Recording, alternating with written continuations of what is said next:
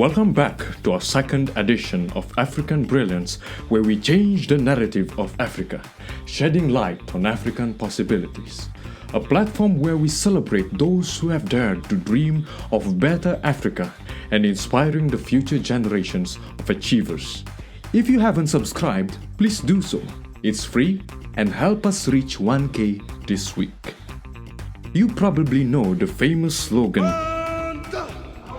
but few know the champions of its history. Amandla in the Nguni languages means power. The word was a popular rallying cry in the days of resistance against apartheid, used by the African National Congress ANC and its allies.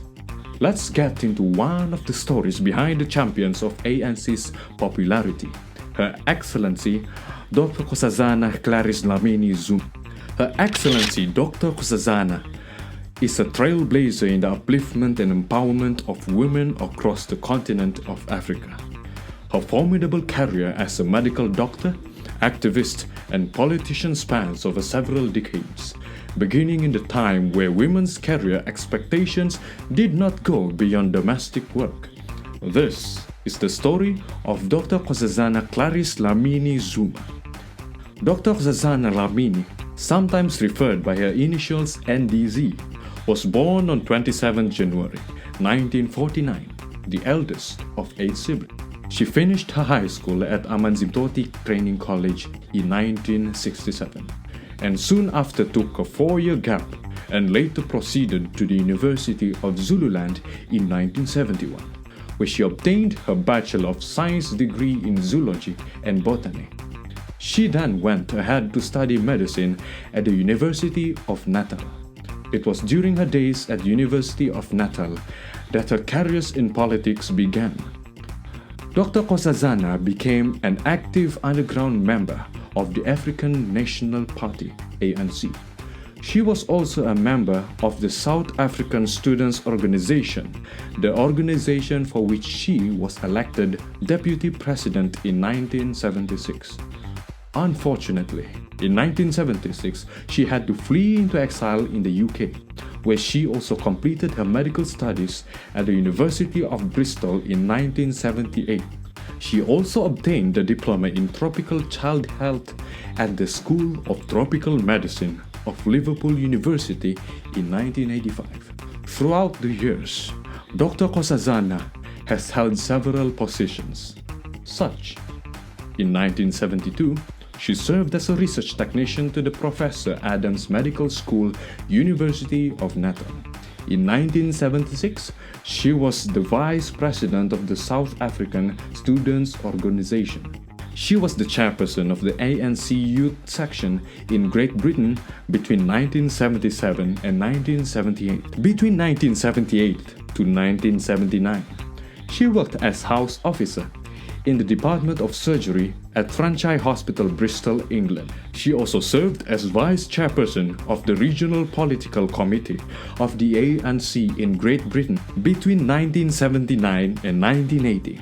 She worked as House Officer between the Canadian Red Cross Memorial Hospital in Berkshire, England, 1980 to 1985. Dr Dlamini Zuma worked as Medical Officer in Pediatrics at Mbabane Government Hospital in Swaziland. After her tenure in Swaziland, she returned back to England for her pediatric attachment at Whittington Hospital in England from 1987 to 1989. 1988 to 1990, she founded and directed the Health Refugee Trust, HUT, and Development Organization in England. During this time, she also worked for ANC Health Department in Lusaka, Zambia. 1990 to 1990, after her return to South Africa from exile, she served as chairperson of the ANC Southern Natal Region Health Committee and as a member of the Executive Committee for the Southern Natal Region of the ANC. Between 1991 to 1994, she worked as a research scientist at the Medical Research Council in Durban. After the 1994 elections, which were the first elections in the history of South Africa in which citizens of all races were allowed to participate, Dr. Dlamini was appointed as the Minister of Health under President Nelson Mandela from 1994 to 1999. During her term, she introduced the Tobacco Product Control Bill in 1999, which made smoking in public places illegal. She also helped in the desegregation of the healthcare system and introduced reforms to ensure access to free basic healthcare. This meant that Black South Africans could now have access to quality and excellent healthcare services. In 1995, she worked as a deputy chairperson of the United Nations AIDS, UNAIDS. In 1996, she served as a member of the ANC Health and Campaigns Committee and also served as a chancellor of ML Sultan Technikon, Durban, from 1997 to 2008. She was the provincial chairperson for ANC Women's League of KwaZulu-Natal. She also served as a member of the ANC National Working Committee. Dr. Dlamini-Zuma also served as the president of the United Nations World Conference Against Racism.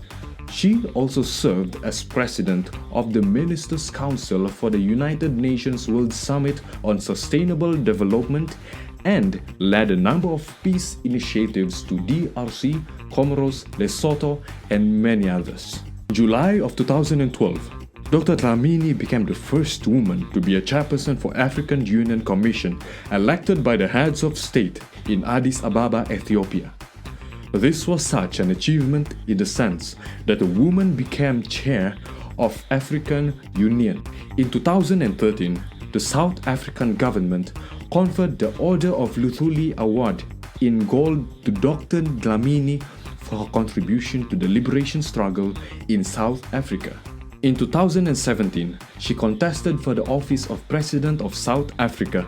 However, she was defeated by Cyril Ramaphosa. Dr. Dlamini is a recipient of many honorary degrees and awards. She received such as Honorary Doctorate of Law from University of Natal in 1995, Honorary Doctorate of Law from University of Bristol in 1996, Doctor of Medicine degree, honoris causa, from University of Transkei in 1997, Honorary degree from Medunsa in 1998, Tobacco Free World Award on 17th May 1999, with 2002, Grand Maitre de l'Ordre National, Ordre National du Mali of the Republic of Mali on the 7th of May 2002. She also received the Stateswoman of the Year Award from BBQ in 2014, the Order of Peter the Great, First Class, Russian Federation in 2005, Honorary Professor of the Belarusian State University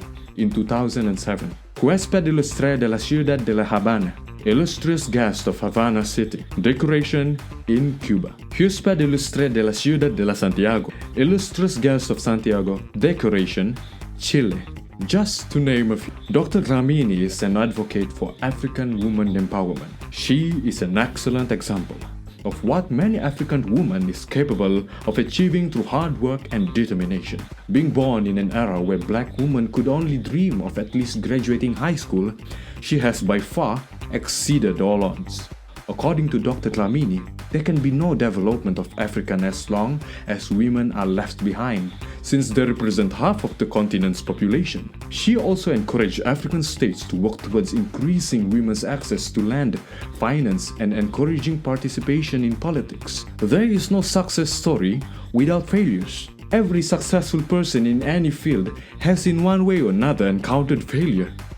Dr. Nkosazana Dlamini is of no exception. She is alleged to have awarded a friend 13 million rand on contract to produce the AIDS awareness play Sarafina II, which subsequently flopped. She has on several occasions been accused for her quiet diplomacy, for not openly criticizing the alleged corruption of Zuma or his family friends, the Guptas. In fact, she only accepted a 250,000 rand cash award from the African News Network 7, then Gupta-owned and ceremonially handed over by Zuma. She donated it to Tusanani Foundation, which works with youth development and which subsequently hooked her up with some volunteers for her presidential campaign. Although we don't condone the scandals in which Dr. Dlamini Zuma has been involved in, however, we will not downplay and reduce her legacy and contributions to South Africa, women empowerment, and the continent.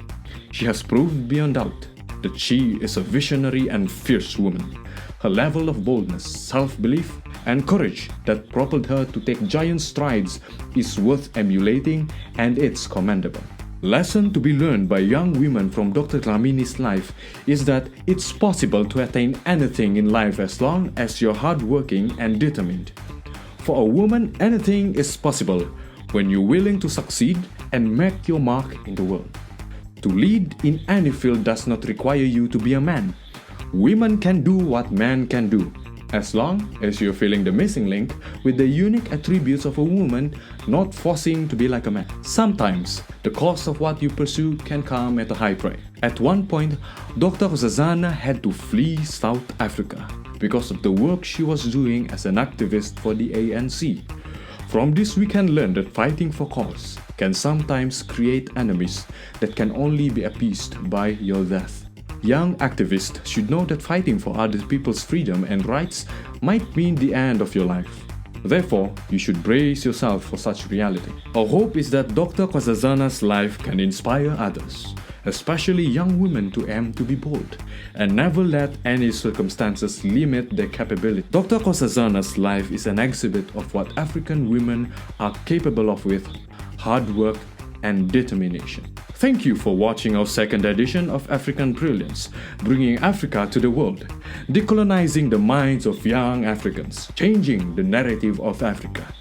Africa Brilliance and shedding light on African possibilities as we celebrate those who have dared to dream of better Africa and inspiring the future generation of achievers. Please like and subscribe to our channel for a more informative edition. Please help us reach 1K subscribers this week. Thank you. Goodbye.